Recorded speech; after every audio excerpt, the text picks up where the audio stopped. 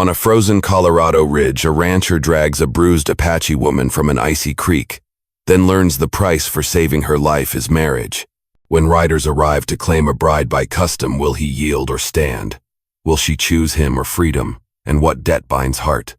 The high country of the Colorado Territory had a way of grinding a man down to his essentials, stripping away everything that wasn't bedrock truth. In the late autumn of 1882, it felt like the world itself had grown old and brittle. A hard frost coated the wild prairie grass like a layer of fine milled dust, and the sharp granite spine of the ridge behind my cabin was the very last thing to hold the sun's weak and watery light. It was a pale, fleeting glow, a final beautiful ache, before the immense star-dusted night clamped down on the valley with a silence so total it felt like a physical weight. The creek, my only constant neighbor for 4 years, ran fast but shallow, its dark water already beginning to slide quiet and secretive beneath a growing crust of ice. My name is Elias Thorne. I was 33 years old, but on mornings when the cold was so deep, it felt like it was in my marrow. I felt a lifetime older. It had been 4 years since I'd walked away from the army, trading the clamor and rank sweat of the barracks for a profound and at times punishing silence. I'd come out of the service with no family to return to, no piece of land calling my name, just a collection of memories so sharp and jagged. I was trying my best to forget they even belonged to me. So I built my cabin here, pressing it up against the spine of the mountain, as if seeking protection, exchanging the long, dusty marches of my past for the quiet, rhythmic cadence of felling timber, tending a few horses and bracing for the deep, isolating cold of the mountain winters. My body was hard from the labor, all lean muscle and sinew stretched over a frame that had seen its share of brawls and skirmishes. My hair, once as dark as a raven's wing, was already shot through with strands of pure silver at the temples, a premature gray that spoke of things seen and endured. My jaw was in a perpetual state of roughness, the stubble a constant companion, a small act of defiance against the man I used to be, the one who had to shave with cold water and a straight razor every dawn. I still wore the patched and faded cavalry coat I'd left with a garment that had shielded me from blizzards in the Dakotas, torrential downpours in the plains, and the bone-deep chill of patrol nights where the only sound was the wind and the creak of saddle leather. It was a piece of my old life I couldn't seem to shed, a worn and comfortable ghost. Most evenings fell into a familiar, unvarying pattern. Check the stock in the corral before the last light failed, haul buckets of water from the half-frozen creek bank, the fire in the cast-iron stove to last the long night. That evening should have been no different. The air was sharp in my lungs, biting at any exposed skin with tiny invisible teeth. I walked down toward the lower creek, the packed earth crunching under my boots. A lantern, its flame, a small brave flicker against the encroaching dark, swung from my hand. A length of rope was coiled over my shoulder. I'd noticed a loose post at the far end of the fence line earlier, and it was a small, mindless chore to close out the day. The lantern's beam cut a clean yellow arc through the deepening twilight, dancing over the frozen ground and the brittle skeletal reeds that choked the creek's edge. That's when I saw it. At first, my mind, conditioned by solitude, registered it as just another piece of natural debris, a heavy branch torn from one of the old cottonwoods by a fierce wind. But the light swung back, held steady, and the shape resolved itself with a sickening clarity. It wasn't wood. It was the unmistakable curve of a human back. It was skin. A face. I froze mid-stride, my heart slamming against my ribs like a trapped bird. A cold deeper than the autumn air seized my chest, a primal icy dread. A woman lay half submerged in the rushing black water, her body tangled in the very reeds I had dismissed seconds before. Her long dark hair fanned out around her head like a tragic halo in the lantern light, strands of it already stiffening with ice. She was still.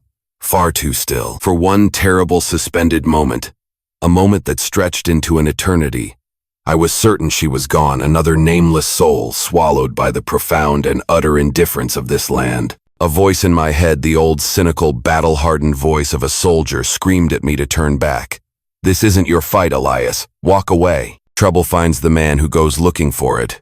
And you've had enough trouble for 10 lifetimes. It was the voice of survival, the cold, calculating instinct that had kept me alive in dusty skirmishes and bloody ambushes. But my legs were already moving, my body acting on an impulse older and more fundamental than self-preservation. I set the lantern down on the bank, its steady light casting my long distorted shadow over the horrific scene. I didn't hesitate.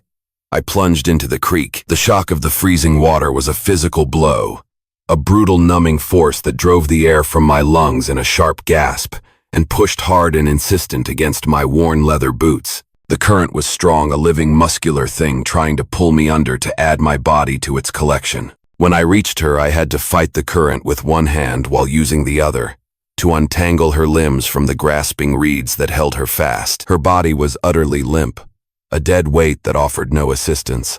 When I finally pulled her free and turned her over, I saw her face clearly for the first time. Her lips had a faint blue tinge, a stark, terrifying color against her pale skin. Her dress made of soft, supple hide was soaked through and torn a brutal gash across her chest and another along her thigh, exposing skin, marked with the ugly, fresh bloom of bruises. She couldn't have been in the water long, but in this lethal cold long was a matter of minutes.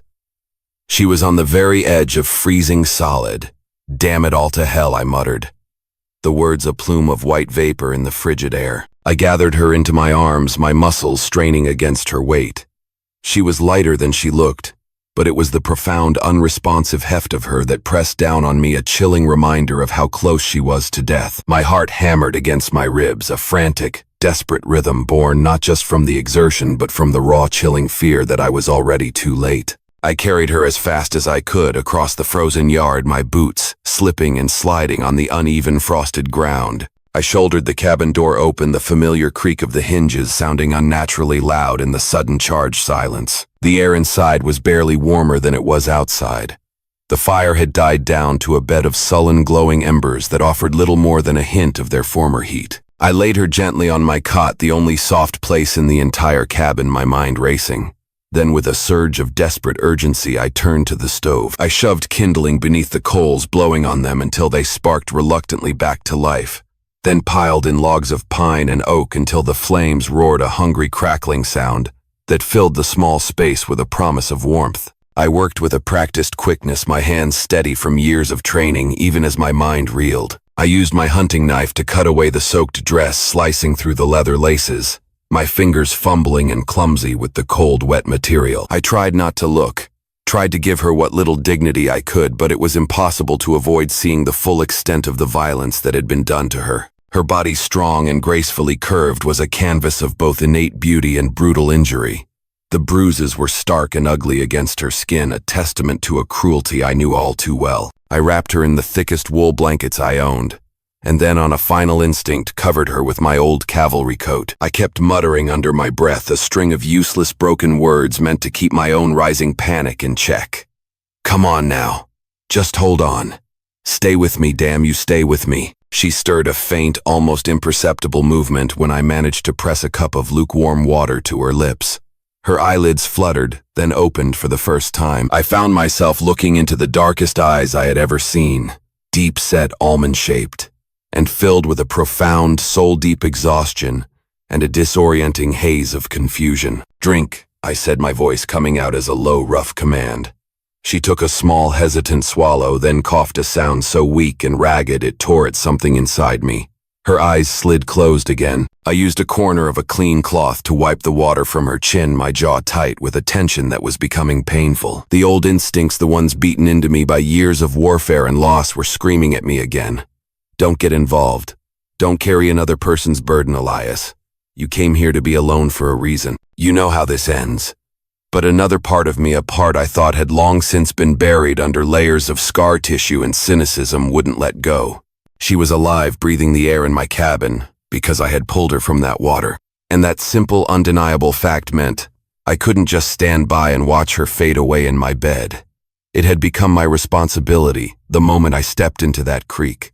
As the fire grew, its heat finally beginning to chase the oppressive chill from the corners of the cabin, I pulled up the single wooden chair and sat beside her. I kept watch, my arms crossed over my chest, my body as still as stone, but my thoughts were restless and circling like vultures. In the flickering, dancing lamplight, I studied her face.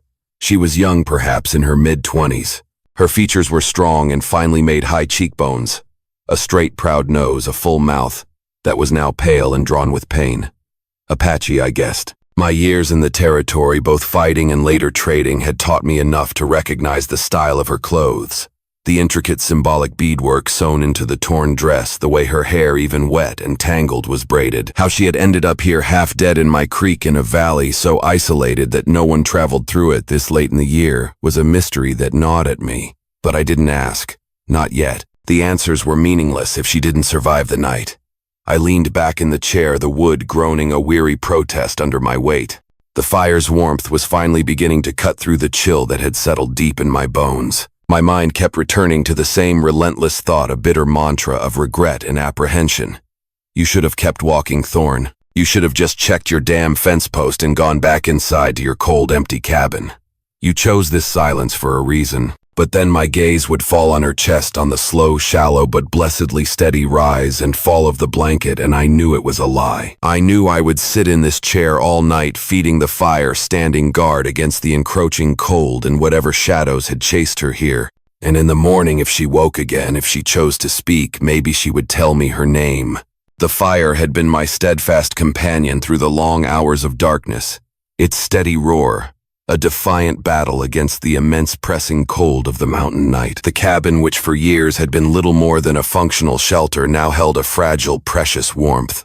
I hadn't slept a wink. I'd remained in that hard wooden chair, my boots planted on the rough plank floor, my senses on high alert, watching the slow, rhythmic dance of her breathing. Each time she stirred or murmured in her exhausted, troubled sleep, I would lean forward, my body tense, ready to offer more water, to adjust the heavy blankets, to place a hand on her chest, just to reassure myself that the faint flutter of life hadn't gone still. By the time the first pale gray hint of dawn appeared at the edges of the window shutters, every muscle in my body ached with a deep protesting stiffness, but my mind was too sharp, too alert to feel the pull of fatigue. When morning finally broke proper, the familiar sound of my horses stomping and blowing in the lower corral broke the profound silence. I rose, my joints groaning their displeasure, and stoked the fire again before stepping outside. The world was encased in a thick crystalline layer of frost. It coated the rails of the corral like sugar, crunched loudly under my boots, and turned the water in the buckets into solid blocks of ice. My gelding, a sturdy beast named Silas, pawed impatiently at the frozen ground, his warm breath pluming in the crisp, clean air. I moved through my morning chores with an uncharacteristic quickness, my mind only half on the tasks. A significant part of me remained inside the cabin, an uneasy, fiercely protective feeling that made me anxious to leave her alone for even a few minutes. When I returned, stamping the thick layer of snow from my boots, she was awake. Her eyes were open, and she was watching me. She lay propped against my rough pillow, the heavy cavalry coat wrapped around her shoulders like a royal mantle. Her dark hair, still damp in places, was a stark, beautiful contrast against the white cotton of the pillowcase. Her gaze tracked my every movement as I entered, and I felt the weight of it. This wasn't the confused, hazy look from the night before. This was the look of someone taking measure, assessing, trying to determine if I was a source of danger or a promise of safety. "You made it through the night," I said, my voice low and even careful not to startle her. "You'll need food." Her lips parted, and her voice, when it came, was a dry, hoarse rasp, but the word was clear enough. "Water, first." I filled a tin cup from the kettle I kept perpetually warm on the stove, cooled it with a splash of fresh water from the bucket, and then carefully brought it to her. She tried to take it herself, her slender fingers trembling so violently she couldn't get a firm grip. I steadied the cup with my own hand, my callous skin brushing against hers. The contact sent a small, unexpected jolt through me. I watched as she drank, not just a sip, but 3 long, deliberate swallows. When she was done, she lowered the cup, her gaze holding mine with a newfound intensity. "Annaba," she said, her voice a little stronger, now imbued with a quiet dignity. It was her name. It was all she offered, but in the silent cabin it felt like a profound gift. I gave a single, slow nod in acknowledgement. "Elias Thorne. This is my place. You'll stay until you're strong enough to leave." She didn't reply immediately. Her eyes dropped to the heavy wool blanket clutched at her chest. It was only then that I fully registered how exposed and vulnerable she must feel. Her dress, cut and ruined, was still draped over the back of a chair, a grim reminder of her ordeal. The coat and blankets covered her, but she held them closed like a shield, a last bastion of defense against a world that had tried to tear her apart. I cleared my throat, feeling a sudden awkward flush of heat rise in my face. It was a strange feeling, one I hadn't experienced in years. I moved over to a wooden chest in the corner where I kept my spare clothes. "I have shirts," I said, my voice sounding gruff and clumsy to my own ears. "They'll be too big on you, but they're warm. Better than nothing." I laid one of my cleanest flannel shirts out on the small table well within her reach, and then deliberately turned my back, affording her a measure of privacy I felt she was owed. I busied myself with the coffee pot, pretending to be absorbed in the task, listening to the soft sounds behind me, the rustle of blankets, the faint rasp of fabric against skin, as she shifted, pulling the shirt on beneath the coat. It felt like an eternity, each second stretching out before she finally spoke, her voice quiet but firm. "Done." When I turned back, she was sitting up straighter on the edge of the cot. The shirt, as I knew it would, swallowed her small frame, the sleeves hanging long past her hands, the shoulders drooping. But there was a faint touch of color returning to her cheeks, and a new resolve in her posture. She looked less like a victim and more like what she was, a survivor.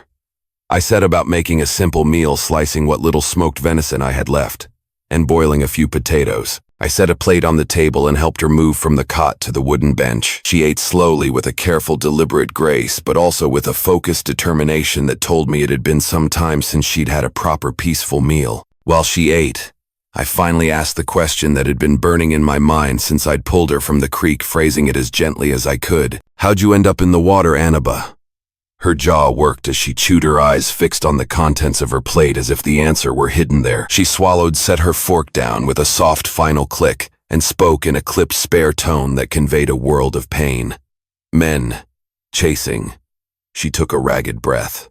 "I ran for 2 days. Too far. The water. It was faster than me."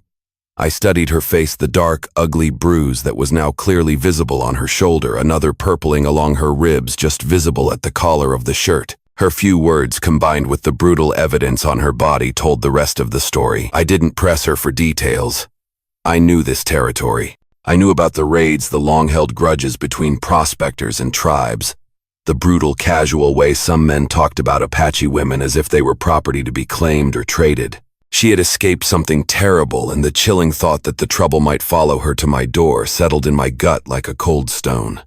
I leaned back against the wall, folding my arms across my chest. "No one will find you here," I said, the words a promise I wasn't entirely sure I could keep, but one I would die trying to uphold.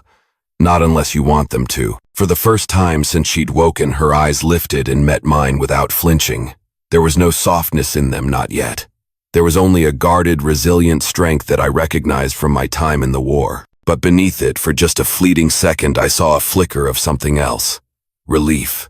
A profound, weary relief. She finished the meal in silence, then wiped her mouth with the back of her hand in a simple, unaffected gesture. She pushed the plate forward a fraction of an inch, a clear, silent declaration. "I work," she said, her voice gaining more of its natural timbre, strong and melodic. "I do not sit and take." My first instinct, a protective one, was to tell her to rest, that she was in no condition to do anything.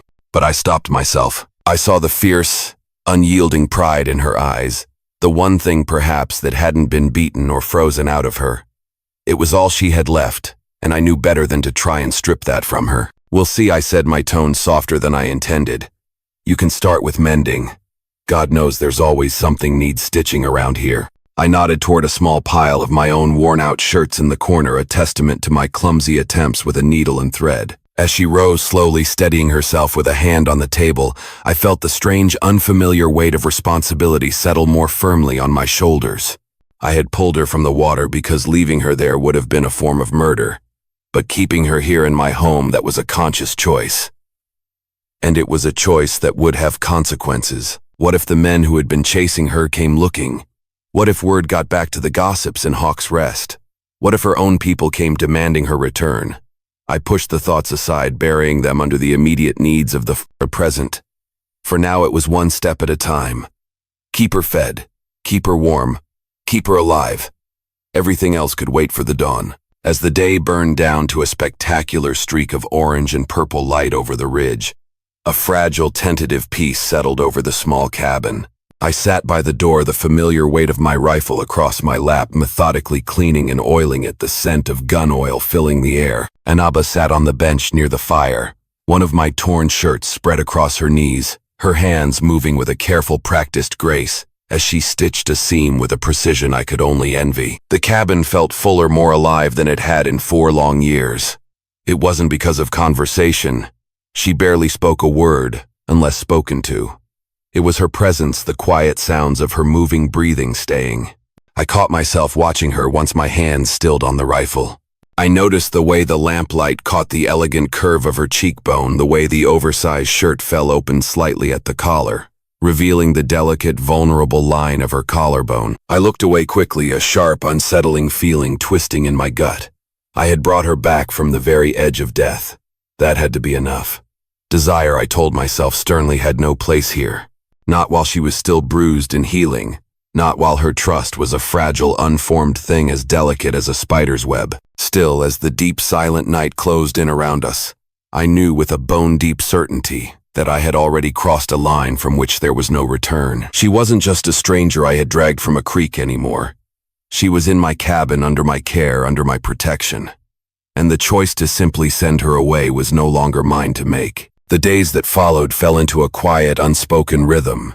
But it was nothing like the solitary, monotonous routine I had known before. My life had been measured by the rising and setting of the sun, the demands of my animals, the ever-changing weather, and the vast, unending silence of the mountains. Now there was another soul in the cabin. Another set of hands working at the same rough-hewn table. Another voice, though it was seldom used, that was steady and clear when it came. Annabelle rose with the first light still wrapped in my oversized flannel shirt and the heavy cavalry coat. But she moved with a strength that grew more apparent with each passing day. She boiled water for coffee without being asked, carried wood in small, manageable loads, and learned to keep the stove burning hot while I was out in the corral. It was plain to see she was determined to repay what she considered a debt, though I had never once spoken of it that way. In her mind, she was earning her keep, and her pride was a thing I respected too much to argue with. Still, the questions I had pushed aside on that first day hung in the air between us, as tangible as the wood smoke from the chimney. I had told her no one would find her here, a bold promise made in the heat of the moment. But I knew the truth of this country. Word traveled on the wind, passed from trappers to prospectors to merchants, often arriving in a town faster than a man on a good horse. By the 4th morning after I'd pulled her from the creek, my deep-seated unease was proven right. I'd ridden into the settlement of Hawk's Rest for salt flour and coffee beans, a necessary trip I'd been putting off for as long as possible. I left her behind with my shotgun propped against the wall and clear, simple instructions. Don't open the door for anyone. Not for any reason. The look she gave me, a steady, knowing glance from those dark, intelligent eyes, told me she understood the potential danger far better than I did. Hawk's Rest wasn't much of a town, just a single dusty street lined with a cluster of rough-sawn buildings huddled by the stage road, a place that seemed to survive on equal parts grit and gossip. It had ears. I always kept to myself on my rare trips in conducting my business with as few words as possible and a straight, unreadable face. I bought what I needed at the mercantile, paid my coin, and was on my way out when I overheard them. 2 old prospectors, their faces as weathered and creased as the mountains they spent their lives searching, were warming their gnarled hands by the pot-bellied stove. Heard about that Apache girl, one of them rasped his voice like gravel before spitting a stream of brown tobacco juice into a nearby bucket with a sickening sizzle. Someone said old Thorns got her up at his place on the ridge.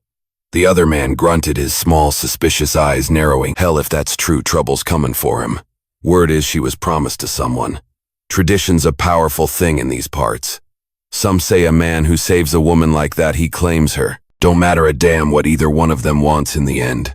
I stood perfectly still, my back to them, every muscle in my body coiled tight as a watch spring. My hand instinctively went to the cold, reassuring weight of the Colt at my hip. I didn't turn, didn't speak.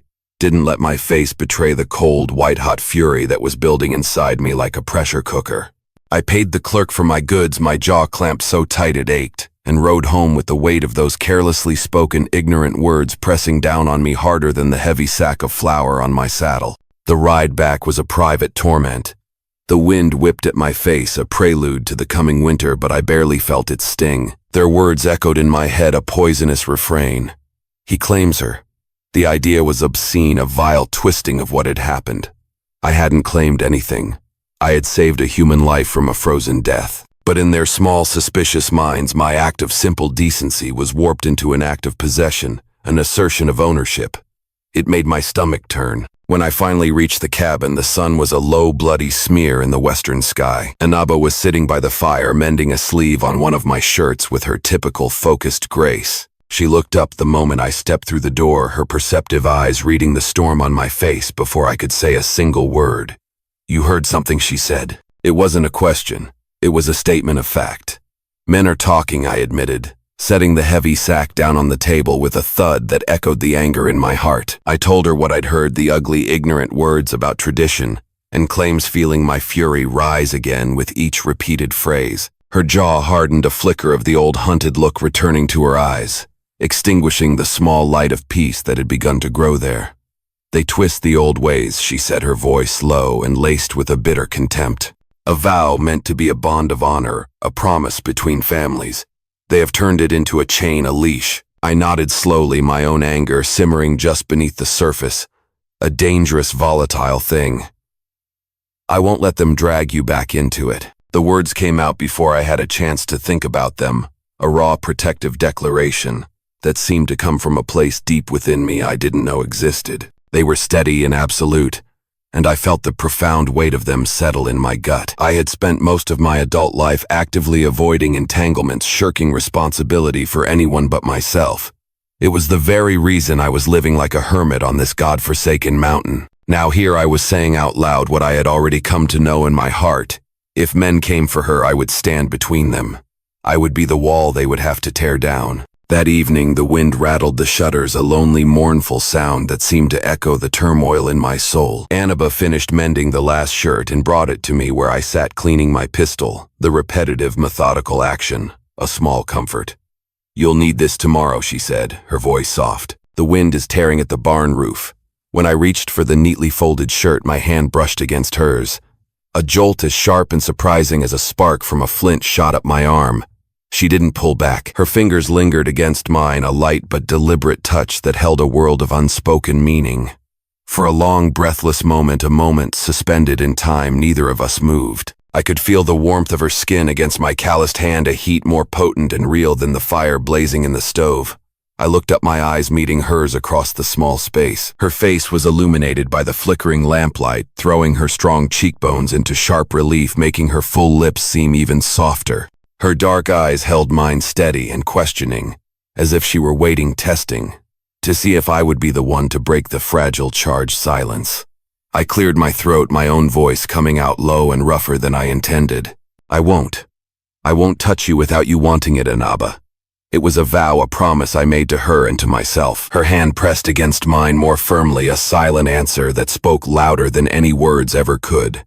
"I know," she whispered, her breath a soft mist in the cool air. I leaned closer, my movements slow, deliberate, giving her every opportunity to turn away, to break the connection, to retreat back into the safety of her silence. She didn't. She held her ground, her gaze unwavering, her body leaning imperceptibly toward mine.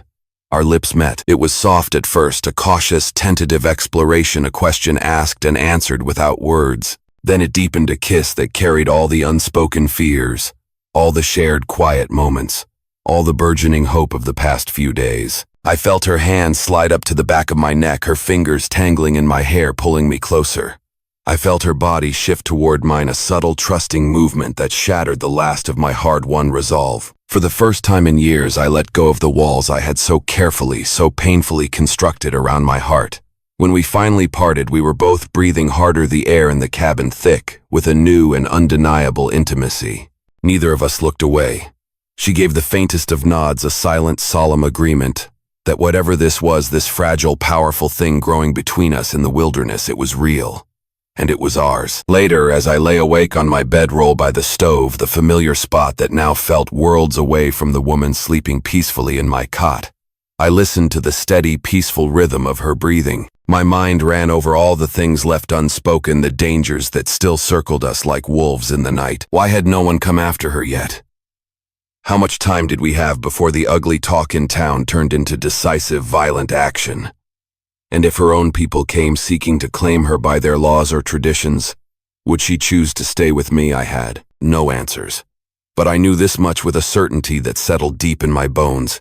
She was here in my cabin, her life now inextricably bound to mine by chance, by survival. and now by a choice that was as profound as any vow. And when men came to test that bond, I would not yield.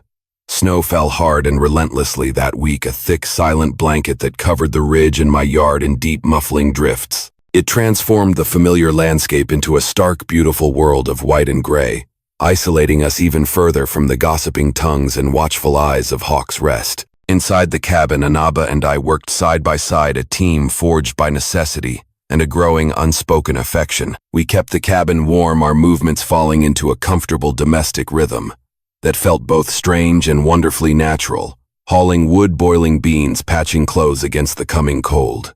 The closeness between us was different now, charged with a new and potent energy. The kiss we had shared was a secret kept between us, a sacred thing never spoken of, but it lingered in every shared glance across the table, every accidental brush of a hand as we passed near the stove. I felt a profound change within myself, a shifting of the very bedrock of my soul. I was carrying a weight now, but it was heavier and more precious than mere duty. I had lived for years with nothing to bind me to any place or person, my only motivation, the grim day-to-day business of survival. Now every time I saw Anaba straighten her back against the cold, her chin held high, or tuck a stray strand of her long dark braid over her shoulder, I knew with a terrifying heart-stopping certainty that I couldn't imagine my life without her. But silence, no matter how deep the snow, couldn't hold back the outside world forever. It came for us sooner than I wanted, on a day when the sky was a flat pewter gray, and the air was sharp with the promise of more snow. It was near midday. I was outside patching the barn door where the wind had worked it loose, the sharp rhythmic report of my hammer echoing in the cold, still air. That's when I heard it, the distinct muffled crunch of multiple hooves on the frozen trail. My hand went to the rifle leaning against the wall before I'd even consciously registered the thought, an old soldier's reflex. Anaba appeared in the cabin doorway, her eyes sharp and alert. She held a strip of flour sack in her hand, dusted with white from kneading dough for bread. She said nothing, but the fierce, ready look in her eyes, the way her shoulders squared, told me she understood. Whoever was coming now, it wouldn't be a simple visit. A lone rider came into view first, a stark, dark figure against the brilliant white of the snow. It was the deputy from town, Miller, his coat drawn tight against the cold, his badge a dull pewter star against the heavy wool. He slowed his horse as he entered the yard, tipping his hat in a gesture of civility, but there was no smile on his weathered face. His expression was grim. I stepped out to meet him, my rifle held in one hand, pointed toward the ground, but ready its weight, a familiar cold comfort. "Thorne," the deputy said, his voice flat, devoid of its usual casual tone. "Need a word. Make it quick, Miller." "It's cold enough to freeze words in the air," I answered, my tone equally blunt. He dismounted, his boots crunching loudly in the pristine snow. "Talk's getting loud in Hawk's Rest," he began, getting straight to the point. "Louder than before. They say you've got yourself an Apache woman up here. Say you pulled her out of the water. And you know how stories like that grow legs and start running. Folks are saying that by her people's customs, she's yours now. The problem is, Thorne, not everyone sees that as rightful." Anaba had stepped forward just enough to hear her shoulders thrown back, her face a stoic, unreadable mask. I could feel her presence behind me like a tangible force, a silent source of strength that I was beginning to rely on more than I cared to admit. "She's here because I pulled her from a creek where she was freezing to death," I said, my voice flat and cold as the iron of my rifle barrel. "She stays because she chooses to stay. That's the beginning and the end of the story." The deputy shifted his weight, his gaze flickering past me to Anaba for a brief moment. He was clearly uneasy with his position, a man caught between the law and the unwritten, often brutal codes of the frontier. Some of her kin rode through town a few days back, an old woman and 2 young bucks. They said she was promised. They aimed to take her back, Thorne. You know what kind of fight that means if you try to keep her here. It could get bloody. Before I could respond, Anaba's voice cut through the frigid air like a shard of glass. It was sharp and clear, devoid of any trace of fear. "I was promised without my word. That vow means nothing. I do not belong to a man I did not choose." Her English was precise, each word clipped and delivered with a proud, unwavering certainty that seemed to startle the deputy. His eyes flicked from her to me, a flicker of surprise and perhaps a hint of admiration in their depths. "Doesn't much matter what I believe, ma'am," he said, shaking his head. "Men will come here with their own truth, their own laws. You best be ready to stand, Thorne. If you say she's yours, you'll need to prove it." If you say she's not, they'll drag her away right in front of you. There ain't no middle ground here. The stark, brutal choice settled heavy in the air between us. I didn't flinch. My gaze met his hard and unyielding. "I'll stand." The words were quiet, but they held the weight of an oath. The deputy gave a slow, solemn nod. He pulled his coat tighter around himself and remounted his horse with the weary movements of a man who had seen too much trouble. "Then I'll tell them what you said. But don't expect the peace to last." With that parting warning, he turned his horse and rode off, his figure slowly swallowed by the swirling snow. Inside the cabin, the warmth of the stove seemed a world away, a small, fragile bubble against the encroaching hostility. I set the rifle back in its place by the door, my jaw tight with a cold, controlled anger. Annaba still stood near the table, her hands clenched into tight fists at her sides, her knuckles white. For a long moment, neither of us spoke, the silence filled only by the hiss and crackle of the fire. Then she said, her voice low but certain, "They will come. My own blood may come.